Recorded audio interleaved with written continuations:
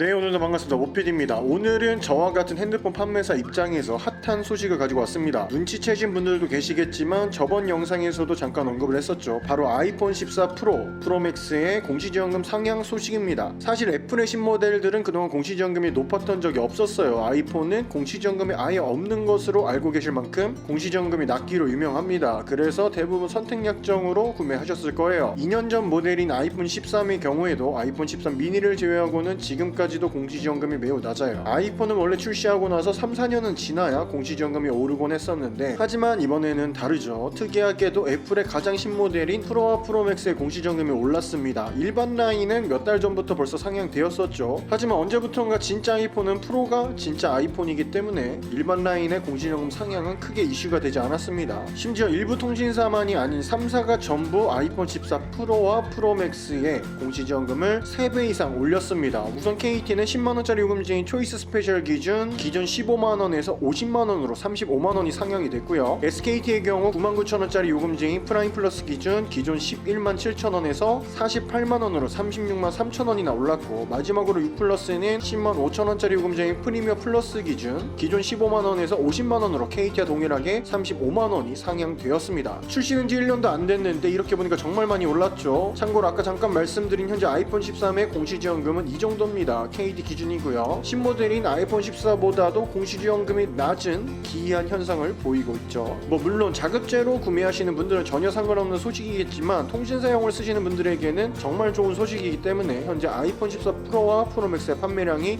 급증하고 있습니다. 물론 통신사 혜택인 공시지원금 외에 판매처 혜택을 폰만과 같은 성지에서 추가로 받으면서 말이죠. 그렇다면 이런 현상들을 우리는 어떻게 해석을 해야 할까요? 공시지원금이 올라왔다는 건 단순합니다. 그만큼 통신사에서 판매량을 늘리겠다는 뜻이에요. 사실 작년부터 우리나라 모바일 시장이 정말 좋지 않습니다. 코로나의 후폭풍, 우크라이나와 러시아의 전쟁으로 인한 전 세계적인 인플레이션과 금리 인상 등 핸드폰만의 문제가 아니라 소비자들의 지갑이 꽁꽁 얼어있죠. 저도 여기서나 모피디지 다른 곳에서는 꽁꽁 언 지갑을 가지고 있는 소비자니까요. 경제적으로 힘들면 사람들이 가장 먼저 비중을 줄이는 곳이 사치품이겠죠. 사실 이 핸드폰, 스마트폰의 경우에는 사치품이라기보다는 필수품이긴 합니다. 대부분의 사람들이 2년 약정이 끝나면 핸드폰이 멀쩡한데도 핸드폰을 바꿨었어요. 종류마다 다르지만 한 대에 거의 200만원씩 하는데도 말이에요. 그런데 이 스마트폰의 교체 주기가 점점 길어지고 있습니다. 2018년 기준 우리나라의 스마트폰 평균 교체 주기는 33개월이에요. 하지만 2022년에는 43개월로 4년 사이 약 10개월이나 늘었습니다. 물론 요즘 스마트폰이 튼튼하고 성능이 좋아서 오래 쓰는 것도 있겠지만 경제 불황으로 소비가 위축된 이유도 분명히 있습니다. 이렇게 사람들이 핸드폰을 많이 안 바꾸니까 통신사 입장에서는 돈을 많이 써서라도 실적을 올려야 해요. 자, 근데 살짝 다른 시점에서 보자면 이게 단순하게 통신사 입장에서는 판매 실적이